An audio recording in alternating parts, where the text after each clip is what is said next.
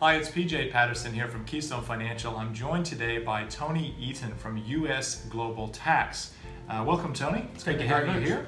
Great to be here. Today we're going to be talking about FATCA, which I don't even know what that stands for. What does FATCA actually stand for, Tony? It's the Foreign Account Tax Compliance Act that was implemented by President Obama into the G20, so the 20th most powerful nations in the world, to look at the tax implications and reporting requirements. Okay. And why is this important for our finance broking community, for example, in Australia? What are the implications of FATCA for people to do what I do, which is arrange finance for customers? Every American in the world has to report their worldwide income. So there are over 200,000 Americans living here in Australia, and a lot of them are unaware of that, but they actually have to report as per the holder of a US passport. If you look at the back page, it says the passport is in collaboration with being IRS compliant. So each and every American, unfortunately, has to file their worldwide income back to the IRS. Okay. So actually, I probably should have asked you before we even got started. Tell me a little bit about US Global Tax and what you guys do. Right. US Global Tax has been running now for 4 years.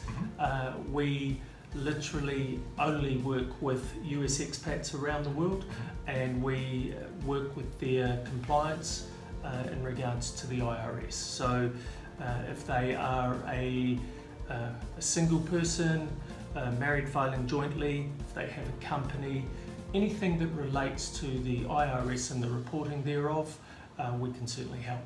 Okay. So basically, if I get that correctly, if you are a US citizen living in Australia, you must lodge a US tax return every year.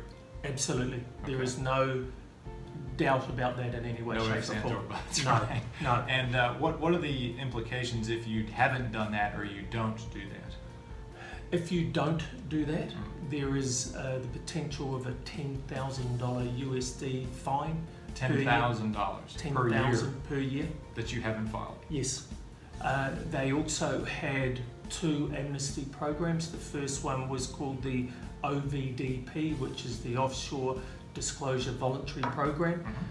That's where people hadn't filed for multiple years, and if they fitted certain criteria, you would have to file 8 years of tax returns. That program is now closing as of the 29th of September. Okay. But the good news is for people like yourselves living in Australia, there is the Streamlined Filing Amnesty Program, which requires you to only file 3 years of tax returns, 6 years of foreign bank account reports. The foreign bank account report is, as part of the amnesty program, every bank account you have legal authority over has to be reported. So if you are a bookkeeper, as well as you have the signing authority, you also have to report those. So it's quite invasive in regards to reporting. It does sound like it is quite invasive. Let's explore that topic a little bit in a little bit more depth, because I think it has ramifications for our industry. So as a finance broker, one of my requirements is to know my client.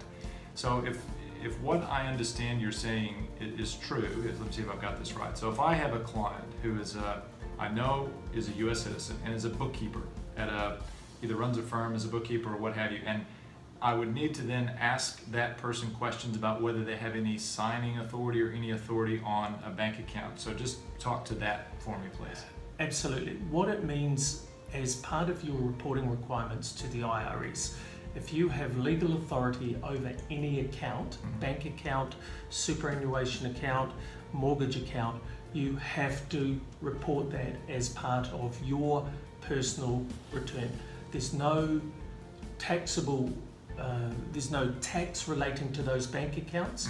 It's purely targeting money laundering. It's the legislation that's in here, and those reports go to the Department of Treasury Financial Crime Centre as a standalone, and then those bank accounts with the highest balance, so it's one balance per year, is also reported on your 1040 federal return. Wow.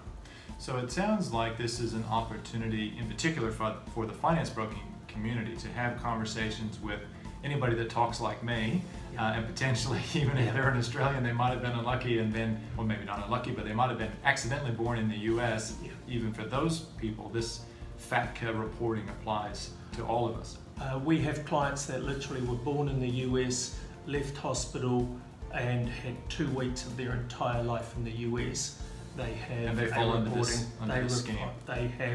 We've been able to put them into the amnesty program, so it allows them to be compliant. And then I think the biggest decision they would need to be made is, do they want to continue as a compliance perspective, or do they want to file 5 years of returns, at which stage they have the opportunity to renounce. Okay, so I mean, and that's obviously a bigger conversation, probably that you'd advise, I would advise the client to get in touch with you about something like that, but that's something that we certainly deal with. Okay. The US Consulate are extremely good here in Australia, and Sydney in particular, who we deal with. There's a process that you have to do, there's a cost involved, but literally it's a bigger discussion that I'm certainly happy to have with anyone. Great, awesome. So just to, I suppose, tie this back around, you mentioned the amnesty program, you mentioned how that works. So if I have a client that I think might be in breach or need to get compliant with some of this stuff, what are some of the questions maybe I should be asking them to discover if it's an issue? I think the first thing is, where were they born? If the answer is anywhere in the United States, they have a reporting requirement. There's no if, buts or mo. Also, we need to understand if they are a son or a daughter of an American, there's different reporting requirements associated. Please, I'd rather them call and we have a 10 to 15 minute chat and ensure that they are not required to file than do nothing. The exposure is too high. Okay. And if someone wants to get in touch with your business, what's the best way to do that? We're on the website, usglobaltax.com. Both my business partner and our office numbers, our mobile numbers are there. We, like you, care about our clients and are open 24/7. We're open to assist. Awesome. Is there anything else that maybe I haven't covered in the Q&A that you might want to tell our audience about in terms of FATCA and maybe even going forward if it's going to get even worse? Look, the days of doing nothing, they're over. Right. The IRS has literally spent billions of dollars updating their software that now integrates with every other government agency. You cannot hide, and the penalties are too high if you do. Good.